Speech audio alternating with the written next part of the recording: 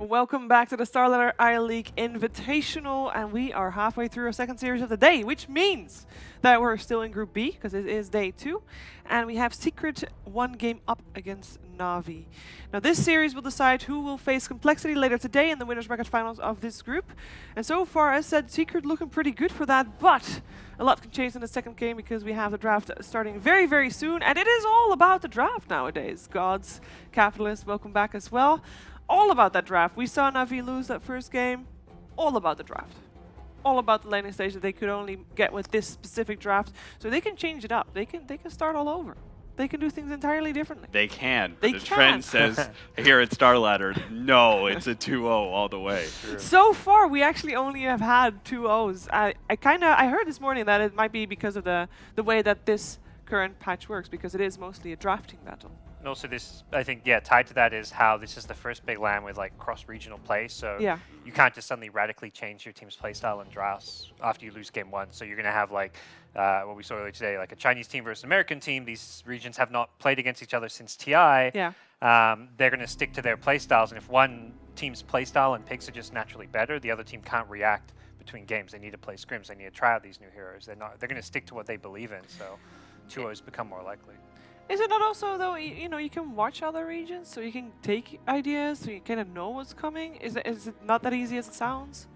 I don't think it's as easy because you can watch them and see what they're doing, but you don't know how strong it is until you played against it. You may just watch and be like, oh, this NA whatever pick isn't that good, you know? We think our Void picks are good if you're newbie or whatever, so you're not necessarily going to believe in them. Yeah, you're not necessarily going to believe that just because other teams are winning with heroes that they're good. Yeah, I think analysis work is always really hard to do in Dota because you really have to. There are so many different factors going on in a game that you really have to. You have to actually experience yourself to be able to get a feel. That's why I feel like so many players reference like the feel of the game, because it's so hard to actually articulate and even just consciously know all the little things that make something advantageous or disadvantageous. I think also it was just a bit fortuitous that the NA SA teams matched up against the Chinese teams. I think that was pretty favorable for what the current meta is kind of set up. Like Complexity, they are very willing to run a lot of aggression, right? They're willing to run like safe lane heroes that you don't typically see in safe lane that are very like 10 to 15 minute focus that can have a lot of early momentum behind them. And I think that worked very well against NaVi, for example. Like the push lineups that they were able to run for Complexity was incredibly strong versus NaVi. I don't think that they're at all prepared to be able to deal with that kind of like 5-man take it to you so fast. Team Secret seems a lot more prepared for that, as that is kind of NaVi's playstyle as well. They might have had the kind of wrong lineup for it previous game.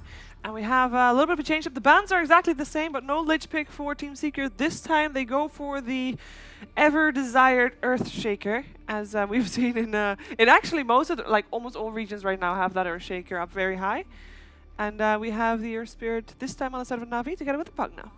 Yeah, feels like Secret happy to slightly adjust there on meta so that NaVi can't predict what they're going to do too much, but also still stick with something very stable that we've seen a lot of.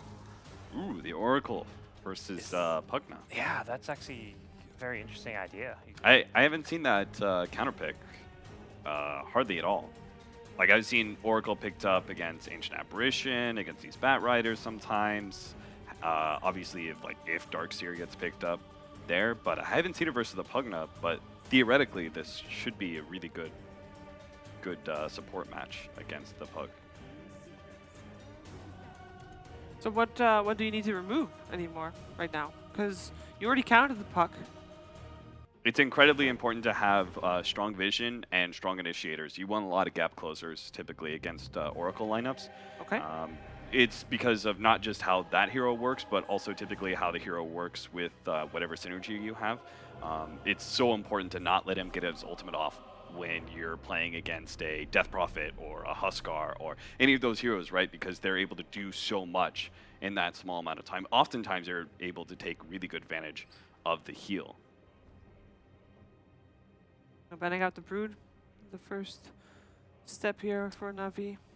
Pretty kind of niche pick that Yeah. Ace plays in that carry role, and you can also kind of swap up the lanes if you want to send it like mid and put mid 1 in the safe lane.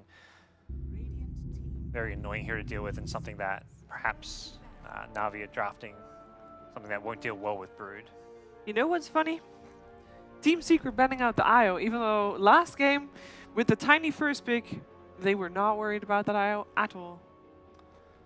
Yeah, it's always been Yeah, something- because the coddle pickup. Yeah, once the coddle was picked up. Yeah. But still, yeah, the IO is something that like Saniko's always played a bit of, and NaVi have had like a couple different IO strats here and there, so perhaps just feeling like it could be something up NaVi's sleeve. There we go, it's an Enchantress. We've seen Enchantress before, it wasn't really successful though. We saw Ice run it on the off lane, and it didn't have much of an impact that game specifically. Yep. Seen a lot of Enchantress offlane in NA. Getting spammed out a lot. The strengths of the hero are that it is really adept at being able to scale into the mid to late game really well. Part of the problem is oftentimes strong supports will be able to keep you down early on in the laning phase.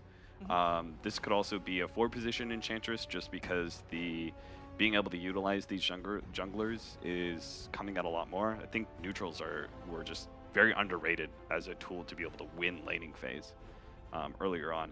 You still don't want to pick up any junglers that like just full-on focus on neutrals just because jungling is pretty ineffective compared to laning. Is it not considered a discount Chen anymore?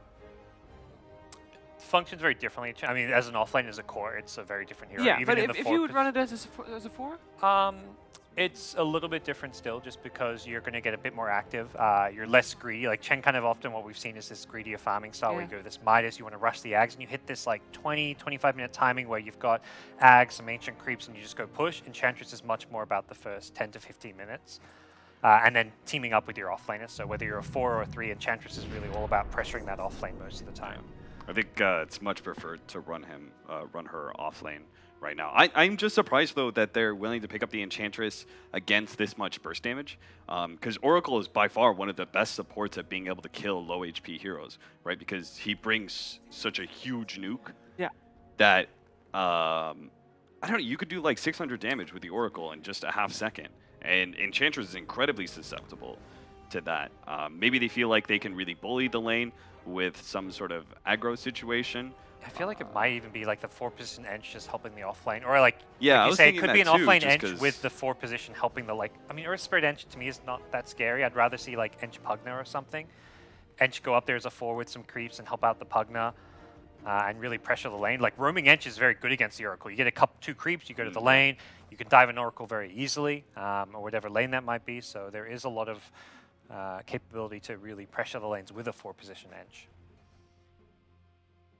Faceless Void versus the Batrider potentially as a safe lane versus off lane matchup. It's okay for the Void because you do have time dilation, but you can really be pressured heavily in the first minute or two when Batrider's just spamming out Sticky Napalm, and time dilation has a very long cooldown, and so does your time walk.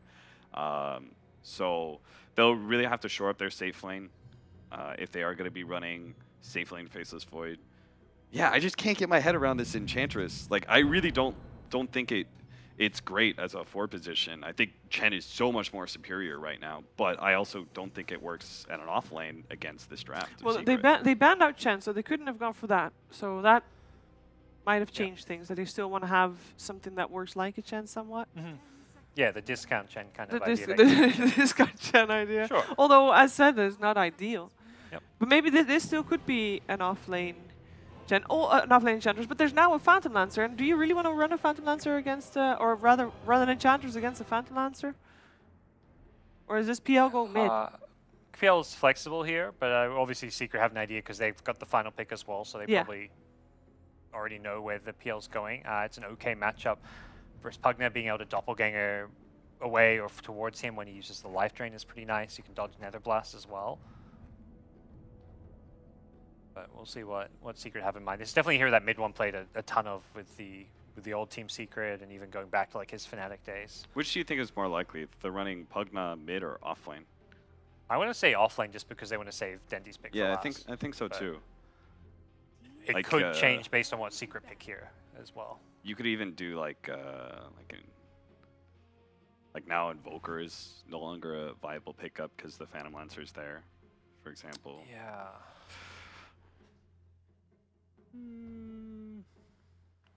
Well, Secret have to pick their mid first, so that might also depend on that. Good But I ban on guess- the Death Prophet. Something Secret don't have the best objective taker. It's also a very hard hero for Void to verse. We saw in the earlier series, this Void had to go not just Linken's, then he got a Manta to get out of the Death Prophet silence. That Yeah. 6-second silence as a Void is just crippling. So Secret, well, they do have the lasso. At this point, you like if you're a Void, you're like, well, I'll get a Linken's for the lasso, and you don't have to get the Manta. They ban out the Ember. They got some team fight already. They got some pick off already. Do they have enough tower hitters? Do they need the mid to be one of those? Yeah, in theory, Mid or one the hero. safe. You get Ace's hero, like a Lone Druid again, or Yeah. Venno. Is Venno still the Void? Okay, Necro. well the Necrophos.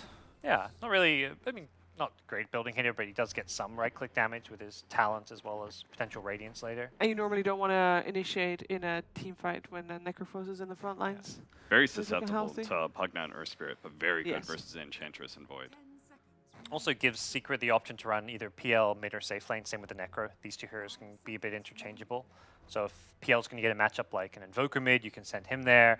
Versus if you just want the PL to farm the safe lane, you can send him there. With the big nuke from Oracle as well, the Necrophos, the combo is very strong. Good luck trying to get out of that one.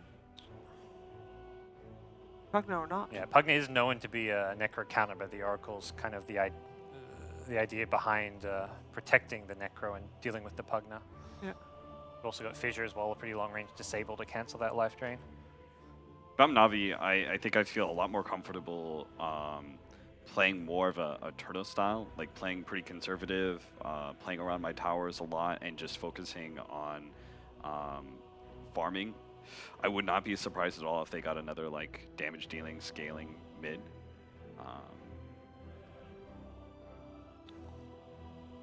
Well, they're taking their time here.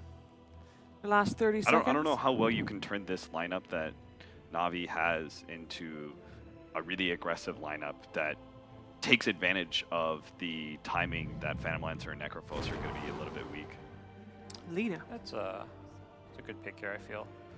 Want to have that kill. I think Navi, I agree with the idea that you want to kind of farm, but I think they also want to have some ability to get kills in lane. Like I think they want to use the laning stage aggression to allow them to actually farm and play that more defensive style. And that's where you've got this 4-position edge, you're going to be roaming around. You don't want to pick a mid that's just going to sit there and want to farm. So you have some good kill potential there. Both supports for Navi very aggressive in the early game. Do you think it's enough to force out that third game? I'm more optimistic about Navi's lineup this time around. Same. I still would back Secret because I don't think it's an outdraft by any means. I think Navi have much better ways to win this game, whereas last game was like, well, they got a snowball from the lanes, get tons of kills, or they lost this game. It's a bit more flexible in how they can go about it, but I think Secret's still better. Yeah, I think it'll be pretty dependent, I think, on being able to shut down, because the Lina's a nice counterpick to the Necrophos, but they have to find a way to be able to shut down that Phantom Lancer. Okay. I'm kind of optimistic about Navi, actually. Okay. We'll So see. we got a little bit of a split here on the panel.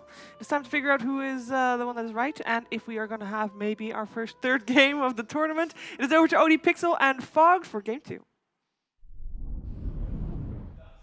Thank you very much, Sheev. And indeed, this time round, Navi with a lineup, with a draft that we can kind of look at. It makes a bit more sense. They've got team fight. They've got team fight. They've They've got got- heroes that people play and, Yeah. and stuff. Yeah. That's a Not the cohesive tiny, lineup. of course. Sure. No, Yeah. no tiny today. General, of course, going to be on the Pugna this time round, isn't it? So, Yeah. which kind of brings us to the discussion of this is going to be this position for Enchantress. A lot of the times when we have seen this Enchantress recently, it's been mainly core. Yeah. Navi, I think, is only ran it on Roger. I was just It's- looking at their okay. like last 30 games or so, or 30 days of play. Roger's played it like every single time that they have had it. So So what do you think about the position for Ench? he can, just like the panel was saying, his first 10 minutes are pretty much the most important thing. He has to make a ton of space for General. I still think, though, I think General's going to struggle. This Oracle, this Earthshaker, they can really bring down the Pugna quite heavily. And even though you're really fast, you're not really fast when you're rooted or you're just fissured out and blocked off, which can be a big problem. And we do see Navi, 5-man smoke. They're looking to get a good start, a good lead coming off right off the bat. But what I've seen from the Enchantress from Roger is he starts in the enemy jungle and he just tries to pressure the safe lane and give General a ton of movement. Oh, yeah, I'm sorry. Oh, He's look dead. at this. Yeah, they're going to have the high ground advantage here. This Shaker falling down low. No escape for him. NaVi with that smoke up, successful movement. First blood into the hands of General as well. It's the kind of plays NaVi need to be pulling out. Oh, General got it, huh? He did. Oh, nice. Money Okay. for the Pugna. If he gets like boots, he can be pretty speedy. And looks like they're actually going for some type of... They're moving their lanes around a lot, actually. It looks like Pugna is drawing the line for Void to go top so they can get the matchup versus the Batrider. They did put down a ward to as well block the camp. But they want to have this Batrider versus... They want to have Void versus the Batrider. Yes. And they want to make sure that Pugna can get as much as possible. Because that is their big building hitter. So Oracle, this is the big difference maker in this game. Because Pugna and Lina, they have massive amount of burst damage versus the Necrophos. However, if they get Fate's Edict, it can counteract almost everything. Life Drain, magic damage.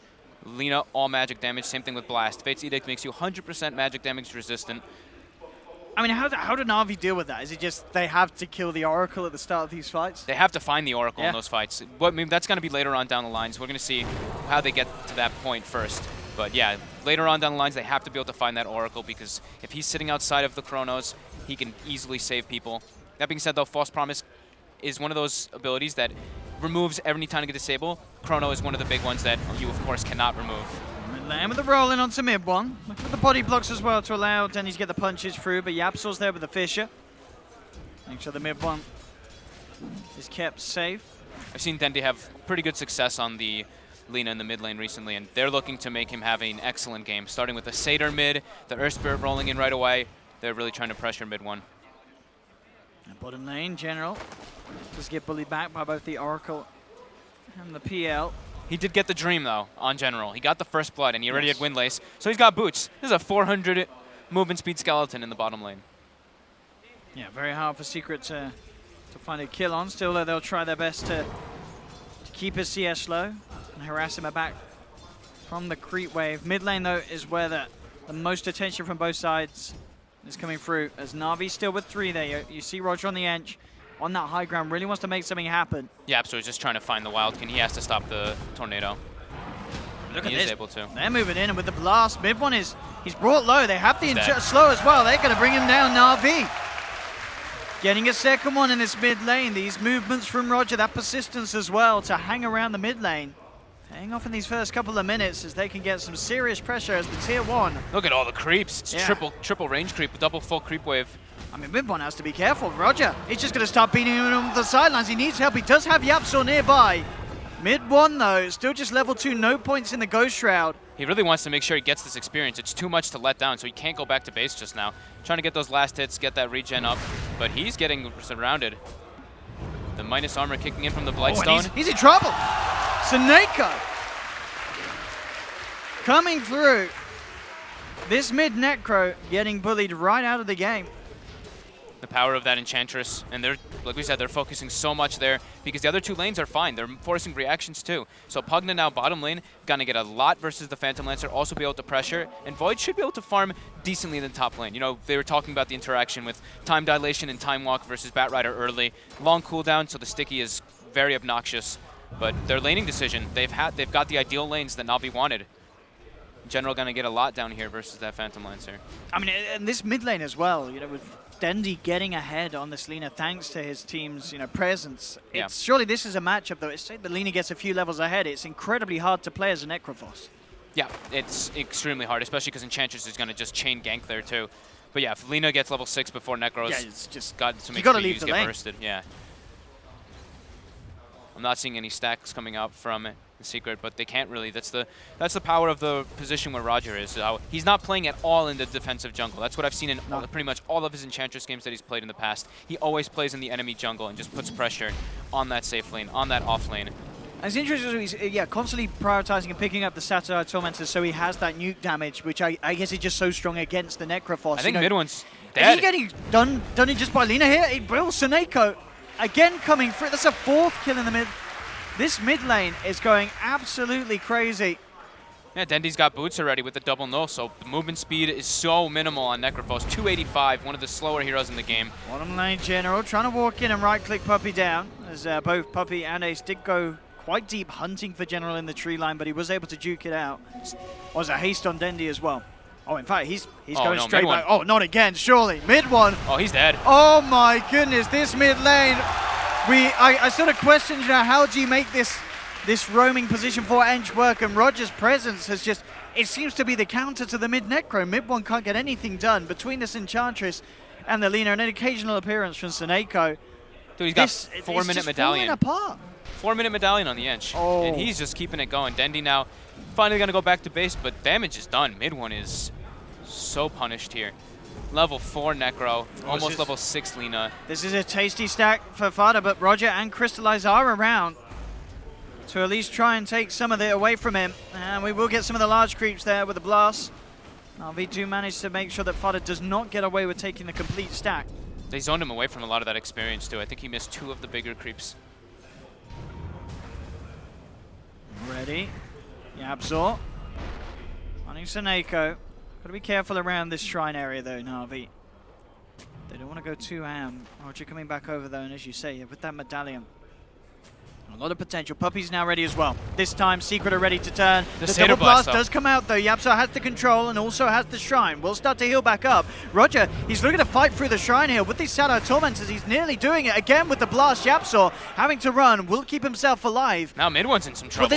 Well, even with 3 heroes here, Secret struggling straight away to deal with these 2 members of NaVi. The Fisher comes out again onto Seneko. He's falling down low, but finally gets taken out. The Purifying Flames does nuke him.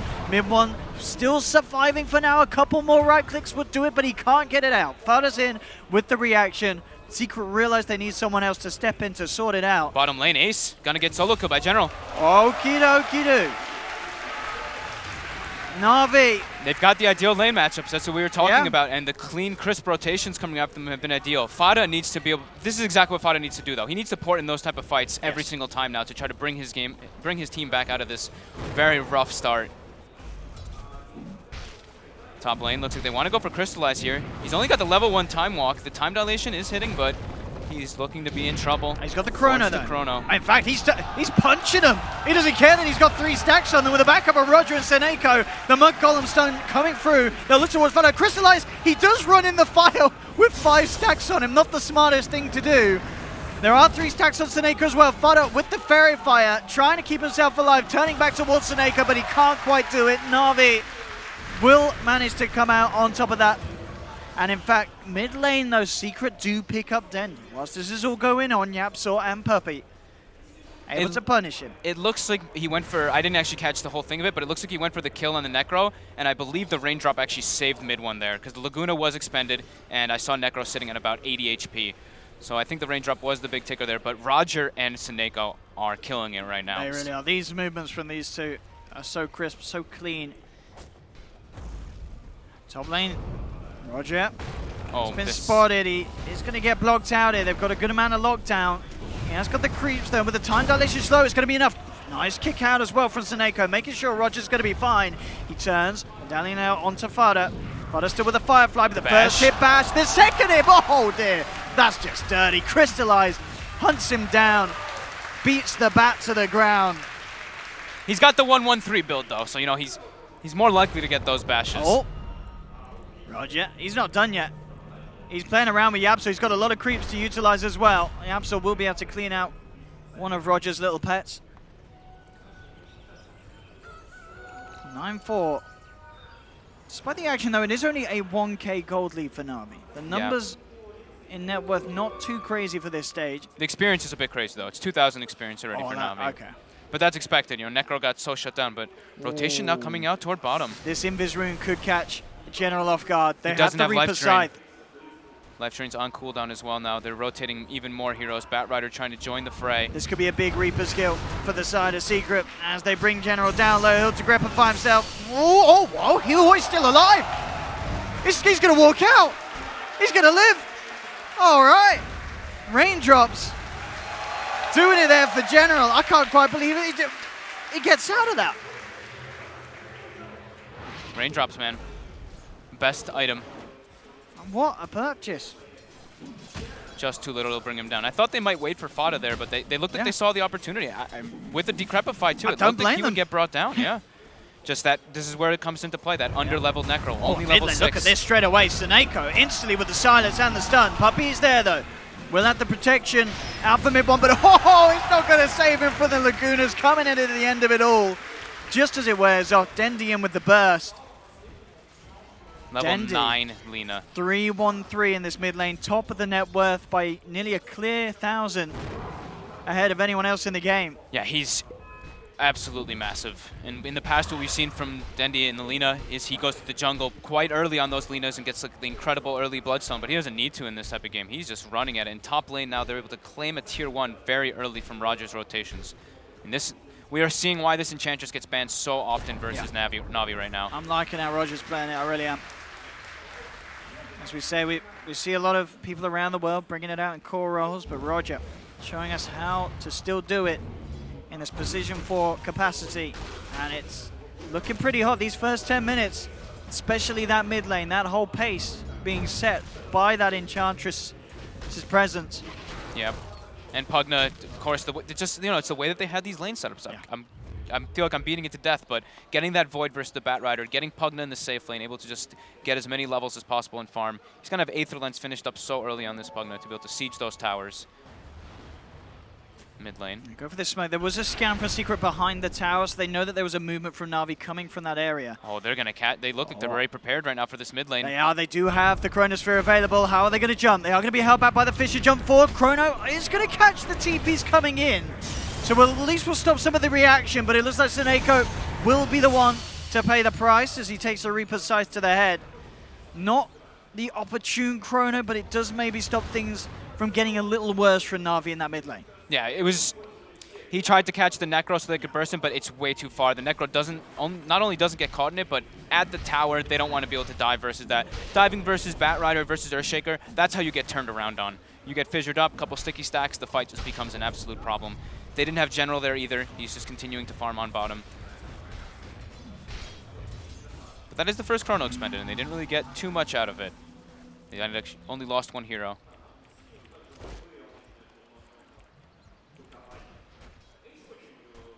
See where they can go next. Seneko.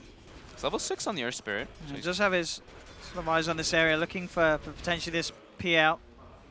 I mean, the combo from him and Ace's Pugna, if they can get that silence and stun, those two can certainly have a good shot at killing him.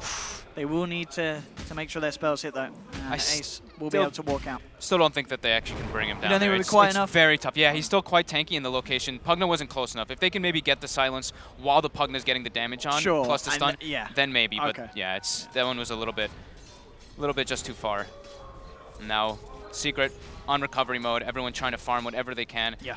Mid one, gonna be getting the Veil at a pretty okay time, I guess you could say, after the disaster that happened to him. 12 minutes, he's about to have it. And everybody else trying to farm up as much as possible. Do you like this as well from General on the Pugna build, Tran crawls to straight Aether Lens? Yep. Aether Lens is the pretty much ideal build now. Everybody does it. They try to actually go for bottom here. He gets away, and now mid. Looks like they're going to set up mid one. They've got the setup into the combo from Dendi.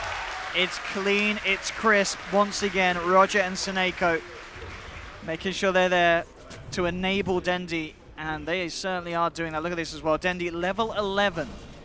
2 levels ahead of anyone else on the board. He's going to have that 12 soon enough. And then that amount of burst, you are going to have to just hope and pray that Puppey is there behind you on this Oracle. Otherwise, you do not stand a chance against the Lina combo. Trying to claim their final tier 1 of the game. TP's coming back through as mid one returns to the lane. Secret their lineup needs time. The Necro was like the big one for the early game for them with the Bat Rider, but with the unfavorable matchups, they're so far behind. Bat and Necro both sitting 3,200 and 3,500 net worth, while PL doing a little bit better, but PL is the one that you don't want to be bringing to the fights to try to catch your team back up. The PL, you need to make the space for him to get all that farm going. So it's really up to Fada, really up to mid one to make that space to come back in. You got the Masker Man, it's the Void. Actually, Seneko looking for a fighting opportunity. In fact, he gets the border smash on 2 into the Light Strike as well. This combo bringing Secret down. They lose both. NaVi relentless with their onslaught. Any sort of opportunity that is presented, Seneko looks to take advantage of, and he can trust that his teammates are right behind him to follow up. Are they going into Roche, it looks like here, with the Medallion and with the Enchantress? Oh, They've got the Chronosphere. They feel pretty safe to do so. I don't see how Secret contest this by any means. They can't fight into this Bloodstone Lina Pugna. They could try, but a Chronosphere will be quick to come their way. They're not there. Their team fight's just not there at the moment. They don't have Blink on Batrider for the catch or anything. He went for the drum build early. They have to give this one up. Secret has to 14-minute Bloodstone. Just deal with this. Dendi. Absolutely doing it, and there we have it. Aegis into the hands as well. That's always going to be feeling pretty good if you get that Aegis as soon as you get that Bloodstone. Know that you've got that second chance as well to protect those charges. He's worth way too much at this point too. Like if they were able to bring him down, it's so much gold, so much experience that they would get. And look at where Secret's farming. Now you see the true desperation. Fada farming the enemy jungle, PL trying to push his boundaries, pushing bottom, and YapzOr just jungling as the Shaker. They know that there's no way they can fight into NaVi's lineup now with those heavy ultimates, with that Chronosphere and Magnetize, and the sheer level advantage. Fada has to be careful here. They've hunted him out, and again, this combo perfectly executed time and time again. Seneko and Raja are just so on point this game with their rotations, and Seneko's landed pretty much almost all of his boulder smashes. So like Mid1 and Puppey trying to deal with this push coming through. They will be able to deter it momentarily. I say that, well, of course, General with that Ether Lens just waltzes in, blast down the tower piece by piece, and nothing these two heroes can do to stop that sort of a siege. They don't have. Secret doesn't have the D push. You know, it's the Batrider and the Earthshaker Fissure, which are not great heroes at pushing out towers and pushing out the heroes that are pushing the tower. It's really quite difficult for them to actually do that. Oh, cheeky little smoke here. They're actually just going for the base here now. Yeah, they want to try and catch Secret off guard with a bit of a jump. Crystallize, of course, has that Chrono at the ready. Secret have to be careful how they come forward to hold this. And again, look at this. Oh, this Pugna push. It's disgusting. And there's the jump. Crystallize grabs two in the Chrono. Na'Vi trying to move it to close through. False promises there in time. Will protect Mid1 for the time being. Puppey only just getting away. 4-man Fissure into the 2-man Echo comes out. Secret, they'll clear out the Aegis. They'll take down Seneko. Can they go for round 2 onto Dendi though? That's the question. Doesn't look like they can. They'll have to let him be. He's able to walk back out. General continuing the push with the blast onto the tier 3 tower. Secret are down 2 members. Only Puppey, YapzOr and Ace available to defend. And that tower is almost certainly going down here, as Na'Vi will claim the tier 3. Looks like, see if they back off now or want to stick around. The full 5-mana Secret back in the game, and indeed Na'Vi, they play it safe. They know that they've got this insane advantage. 17 minutes in, 10k gold lead. It really is starting to look like just the polar opposite of what happened in game 1. Yeah. It's looking very difficult for Secret to kind of catch up in this game. Their heroes don't really do that. They need the Blink Dagger on the Shaker to get those beautiful Echo Slams. And they need the Blink on the Batrider. They need to be able to catch those heroes in the back lines, but Ace even went for the Boots of Travel build, so he is going to take a very long time to get online, and Secret needs to try to stall this game out, or it's going to be Navi's for sure. Such a different performance here in this game too, and I think, you know, the panel, a lot of them did say, you know, the draft was the huge issue in game 1, and I think, you know, this game is sort of testament to that, showing us that, you know, Na'Vi, they can still pull out these incredible plays. Yeah. Against a team like Secret. A lot of people were saying, you know, game 1, it wasn't Na'Vi being bad, it was a Secret being incredibly good. And those people now sort of have to look at this game and say, well, if they were saying that this was Secret looking incredibly good in game 1, this has got to be Na'Vi looking incredibly gooder. Yeah. For lack of a better word. It's the big thing I feel like is the 2 supports this time. The last game they had Roger on the Coddle, who can't roam. This game, from what I've seen from Roger, even when he was on Empire, this guy is incredibly good at reading map movements and very good at understanding where he needs to be in the game. And we are seeing that from this Enchantress, from all the movements and from the decision making. Na'Vi staying grouped together. They know that the only way that they lose this game is if they give off pickoffs. So they just need to stay grouped up around the Pugna, keep those team fights going. There's a blink on YapzOr now, though, for Secret, so that is one of the big factors that they have to account for. And again, unlike sort of game 1 where there was this sort of net worth for Secret, and it did very much feel like the game was over and Na'Vi had very little options, this time round, you can't really write Secret off yet. They have the Necrophos, they have these big team fight ultimates, the Echo Slams, they have the split push potential and the ability to make space for Ace. across the map as he can look to split with the boost travel. They still need so much time, though. Oh, they do. They do. NaVi are doing their best to make sure that they don't give Secret this time and chance. As they just group up and indeed push again, they'll even be able to take out that sneaky Tinker Ward at the side.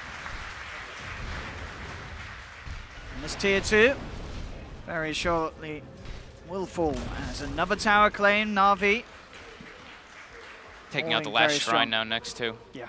So no outer shrines for Team Secret. And during this, also during that push top, they got not only a very deep ward, but they got a ward in the enemy jungle too. So they're just watching where Secret's playing. And now they're gonna go to push that last tier 2. They really want to take a fight. They have the Shadow Blade now finished on the Void too to get that positional advantage. Oh, that's lovely. They did have a dire wood out, and I think that was pinged as well by Puppey, so they saw the Shadow Blade come through. They know to expect it, and indeed, they straight up throw down a sentry. So Secret are aware of the Shadow Blade. In fact, that could work against him, and by the looks of it, it may just do so. If they could chain lock him down with the Reaper's Scythe, they've got him. They take down the Void. They now look towards Seneko. He tried to roll in. They'll lose him as well, and that ward there, beautifully done. That vision gain, that awareness, Puppey pings it out straight away. They lay down the sentry, the trap is laid, and they punish that Shadow Blade pickup. Supports for the win. Wards win your games. Wards win your games. Vision is so crucial in these type of situations. YapzOr being at such a deficit, of course, goes for the 250 mana talent. Just not really feeling like the strength is going to do anything in this game.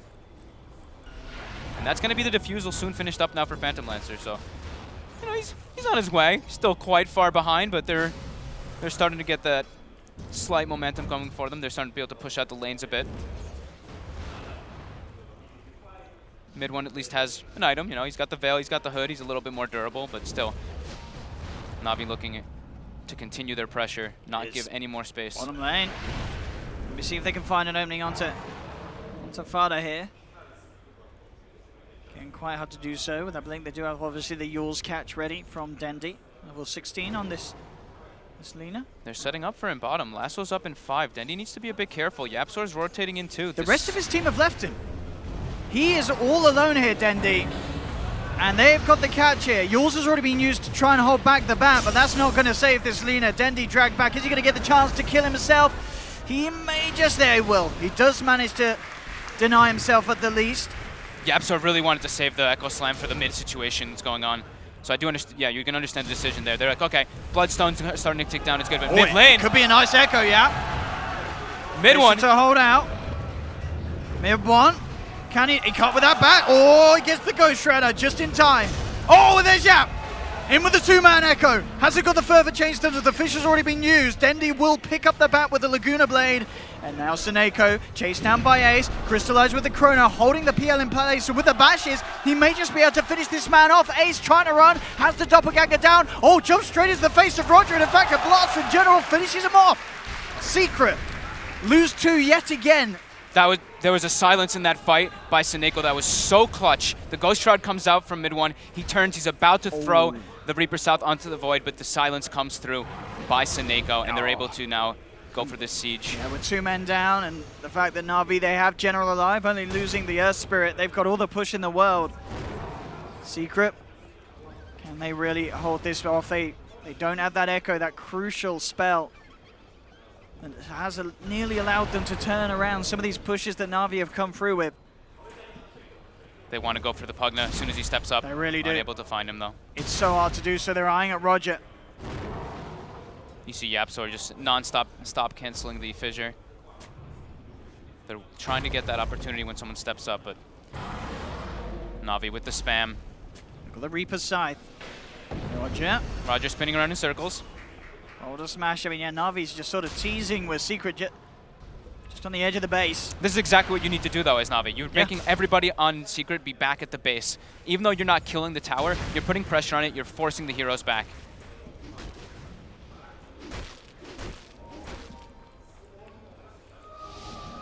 NaVi will be held back. You can feel the desperation for Secret, too. Ace queues up a BKB on the PL. That's grim.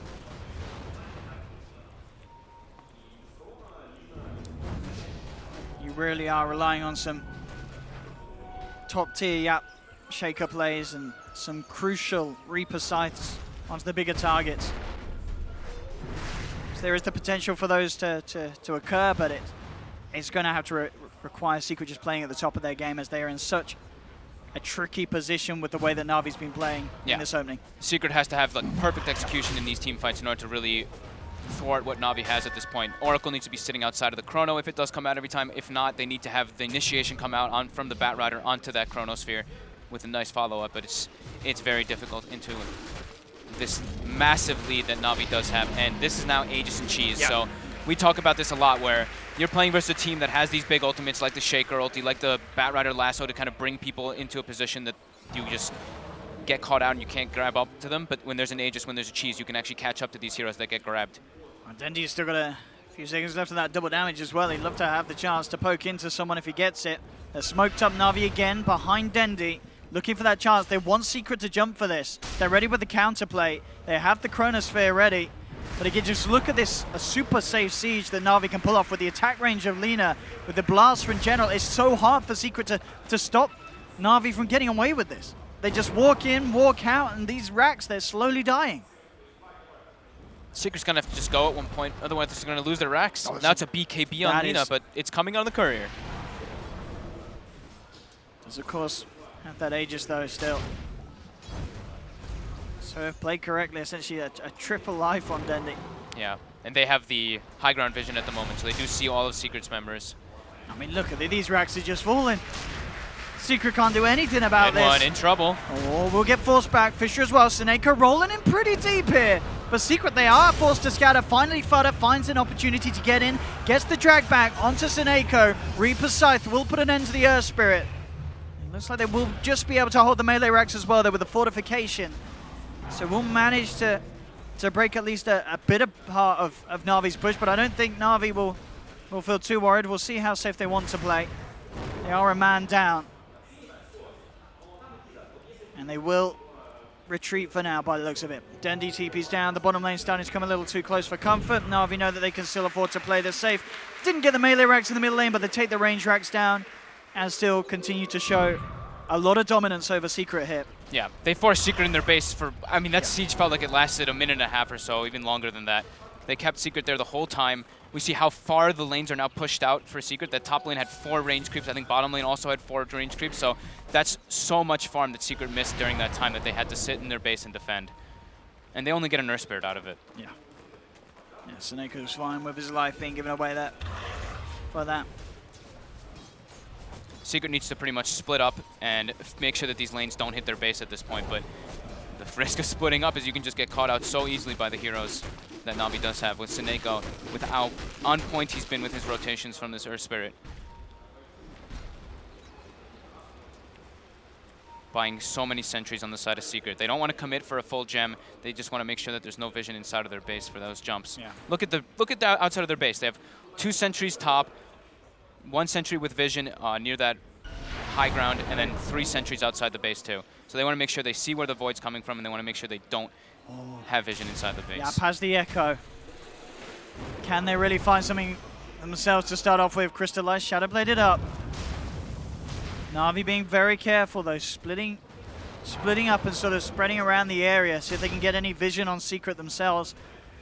Well, looking for these sort of jumps. Danny coming quite far forward, does still have that Aegis BKB use. A lot of ways to play out of any tricky situation, so feeling confident to do so. Netherward's just scaring Secret so much as well. This is one more hit from the catapult, and oh, actually Brax is still alive with 8 HP. I mean, no, Denny's going to walk in and take it. He says, I'll have that one. He does get fissured. He gets the racks. Mid one forced away. Just in time. We'll live to see another day. Their lanes are in great position for Navi. They can just go top. They can continue the siege. Just give no breathing room for Secret.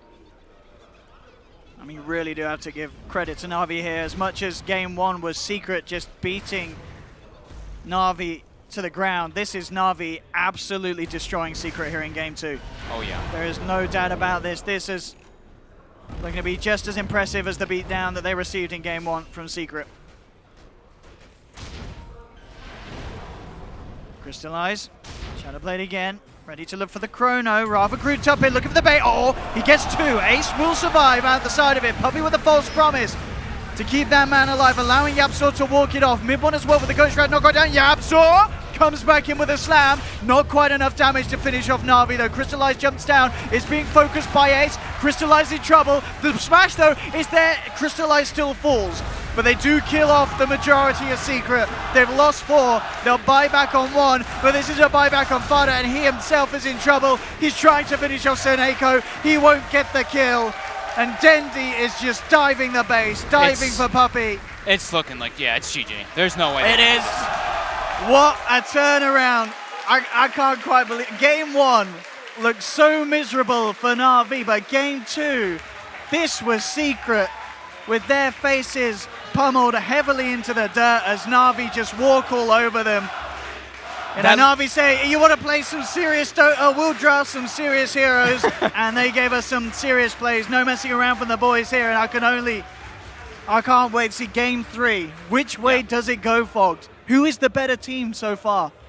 This was a very impressive showing by NaVi. I will tell you one thing, though. This Enchantress, don't think it's going to be left through this time. That's going to be taken out. Roger had so much impact on this game. They just drafted such a well-rounded lineup this time. Their level 1 smoke just starting them out to a great position. General gets the first blood. They see the lanes that Secret's doing. They switch it up. They do the kind of mind game. You saw Secret, they put the Bat Rider top because they were like, okay, we're going to like kind of double mind game in a way. Try and get that matchup. Yeah, get that matchup proper, but NaVi reads it, gets exactly the lane matchups they want. Kill mid 1 4 or 5 times in the laning phase, and from there, it was a tough lane. It's really tough for Secret to catch back I think up. a lot of people probably enjoyed seeing that Necrophos suffer. I think we all did, really, after this sort of, the way that this patch is starting to go, but wow, what a one for the NaVi fans there, getting it to 1-1 after a Game 1 where I don't think a lot of people would have predicted it to swing back, at least not in this fashion. No.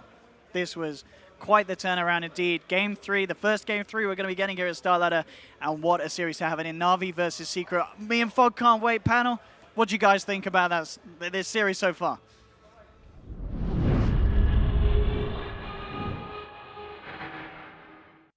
Well, that was an entirely different NaVi showing up to this Game 2 compared to Game number 1. Well, Cap, you predicted this.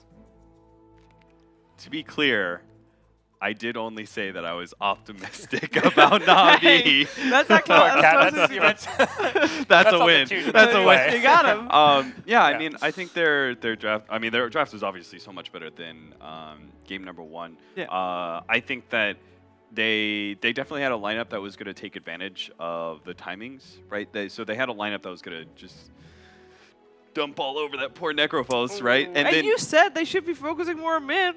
And then the Phantom Lancer is like just not a hero that's going to be able to immediately recover for you, right? He's not a hero that's going to come online at 15 minutes. So when they completely shut off the Necrophos, and he becomes so much of a non-factor that Void, who classically goes to Fusablade in so many of these games, particularly against Necrophos, didn't actually bother with it because he knew Phantom Lancer was the real threat, right? Yeah. So he was going to go third item Maelstrom, Mjolnir. I don't even know if he got it by the end of the game, but... It was cool too, like the PL you mentioned, how it's not a hero that's going to be able to, like, it didn't get pressure mid 1 instead of him. If PL was a hero that could actually pressure NaVi back, like towers, like a Veno or a Lone Druid, suddenly it's like, oh, NaVi, if they're going to react to this pressure, but PL just wants to farm. So NaVi were finally the PL farm, knowing that they're winning other lanes, they're taking objectives, and just having a fantastic time in this game. Yeah, they really did not ever get punished for 5-manning so much, right? Because they still had superior team fight because of the Pugna and the Void. They had like split pushing really well covered, right? They always were pushing out their lanes. Dendi was very careful. Like when they would 5-man, they would make sure that the enemy team was pushed all the way back in their base, and they would start backing up a little bit, and they would play a little bit conservatively, and then Dendi would boots of travel, so when he shows, the Secret doesn't immediately try and force a 5-on-4 or anything like that. Secret, 26 siege damage is the highest. That's the highest of... The highest of their entire team. So wait, that means that Seneko did not right-click a tower at all? Seems like it. Despite assuming these are right, yeah. That's funny. Yeah, I mean, he was the Earth Spirit, so that makes sense, I guess. I'm just surprised, like, PL never right-clicked a tower. Yo, production, can we get a highlight of that one smack from the Earthshaker on a tower? The highlights are gonna come, so we're gonna pay close attention to that. I mean, the hero damage statistics is a little bit better, but I mean, by the time that the PO comes online, by the time that Fada came online as well, even though Fada had a decent lane, you know, he didn't have any backup, and there wasn't anything else. Yeah, Batrider is notoriously hard to play against Pugna. There was, I am still like, the lineup was so much better for NaVi, but I'm still a little bit concerned about their play. It was not the most polished win from them. They gave some very small avenues to Secret to get back into this game. There was that mid dive where they got like two-man fishered or something. There were so many times where Void came that close to getting Reaper Sight to death. There was this fight that looked kind of disastrous, but ended up being trade kind of like a 1-for-1 or something like that. There was the top lane dive where they went for the Chronosphere. Like every single time they were sieging, they unnecessarily got a little antsy and tried to initiate. So that's a little concerning for me for NaVi, just because I feel like their win could have been so much cleaner. If they made some really good plays. See Sneeko there with that two-man boulder smash initiation. Yeah. He got the silence to save the Void right when they were at that mid-fight there, which could have been a huge turnaround for Secret. So definitely a fantastic showing from his Earth Spirit. I think also, and Roger's Enchantress, he's the one who set the tempo and allowed NaVi to play this fast pace, take all these early objectives, enchanting all those siege creeps to push towers as well. This was 100% a support win from NaVi. Yep. Those two won the game easily for NaVi. I agree. I think like if I were to mention an MVP, it would be Enchantress, hands down. I would agree on that. Yeah, I think Sneeko made some flashier plays, that kind of plays that helped secure the game, but the overall game was won by what the Enchantress did. Yeah, I feel like when you have an Earth Spirit, you expect these movements. That play right there where Snake gets the silence off on mid one before the Reaper Scythe comes down, I felt like there were so many moments where Faceless Void time locks just before he gets destroyed. In the end, I don't really know too much about what Secret's game plan was for this game. It did kind of seem like they were down to fight NaVi. They were just going to be a little bit later in timing, like 25, 30 minutes. But you know how we talk about games being draft wins and stuff. I don't feel this per se was specifically a draft win. This is a lot about the laning stage. Yeah.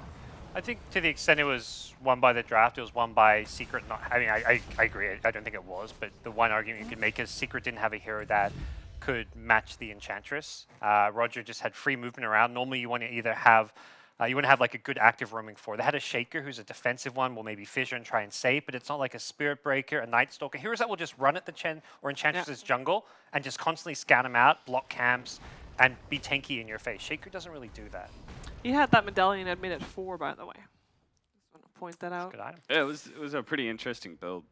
I was talking to Gods about it. I was very surprised that he went for that item, but it does make more sense the way you look at that game, and like he's getting a lot of physical damage out with his neutrals. It's really beneficial for any Void.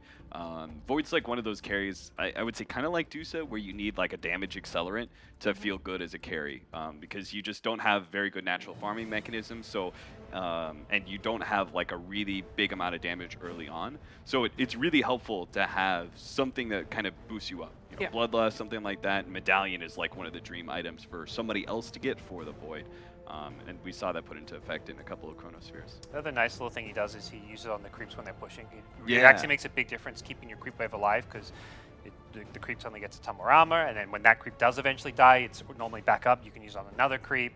We saw them like using Decrypt to try and save siege creeps and stuff. They were just trying to maintain their push against a lineup that didn't really clear waves. Necro, PL, they don't clear waves. Batrider can if he gets into Firefly, but if he did, he would normally get bursted. So that was definitely Secret's downfall, is just not having any good wave clear. I want to know if there was anybody in 7.0 that predicted this, the range creep and catapult changes to the regular creeps, and calling like, oh, that's a Chen and Enchantress buff right there. Because now you're seeing it every game, right? We're seeing some Helmet Dominators being picked up sometimes. We're seeing Chen and Enchantress really take advantage of these 5-minute, 10-minute pushes from the siege creeps. They're more valuable than like a lot of the neutrals in a lot of cases. They're crazy.